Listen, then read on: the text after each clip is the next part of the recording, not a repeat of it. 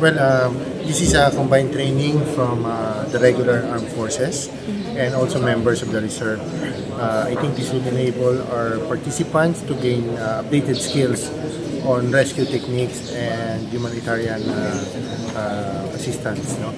This is very important considering the risks we are facing in the region, and that this will bolster also our response and resiliency so that we could augment yung mga regular rescuers natin with those trained here today.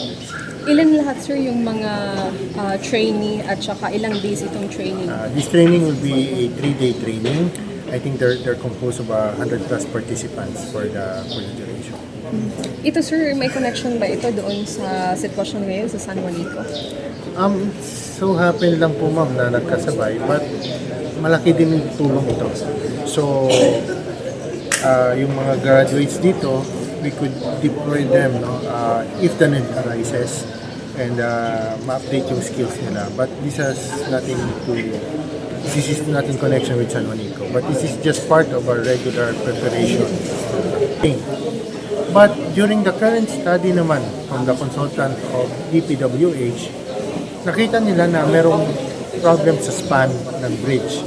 So, 3 span, yung medyo critical, and then the piers itself, they also need to be strengthened and retrofitted.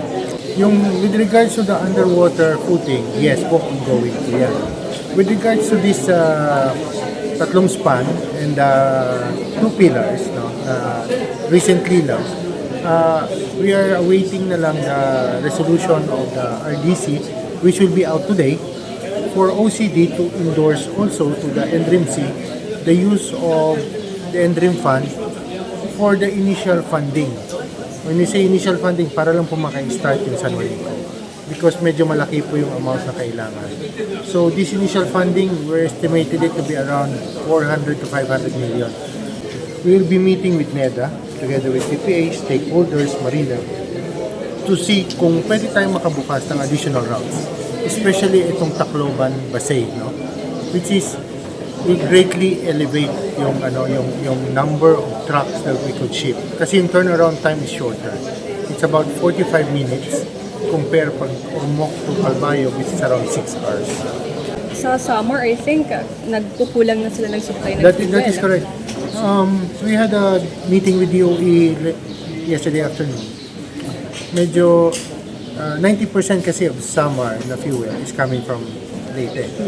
So it's greatly affected by the closure of the bridge. And alam naman natin mabibigat yung mga lorry na nagkikarry ng fuel. So using the bridge is also not an option.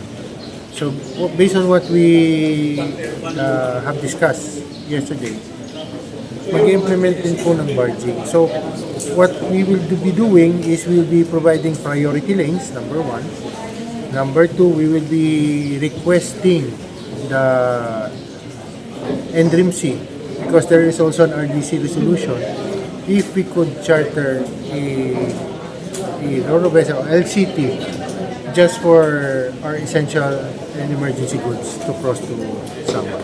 Yung mga alternatives, sir, na mga ruta, pwede na bang mag-operate yung mga roll-on, roll-off ng mga vessels? As of today, ma'am, yung bukas pa lang natin na routes are Ormoc going to Calbayog and Catbalogan. Soon to be opened, I think there is Babatnon going to Calbayog. But we're still looking for other ports and Sa ano, sir? Sa Amandayihan? Sa Basay?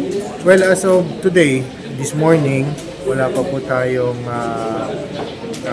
news na na-approve na yung pagbubukas. But the repair work there is going 24 hours around the clock. So this afternoon, hopefully, mamimit na yung requirements ng mga paperwork for us to open that port. That is under the jurisdiction of the Philippine Ports Authority. So we will be having a meeting. It's a local port. It's under the LGU. But we need some certain papers for the shipping lines to be able to dock that.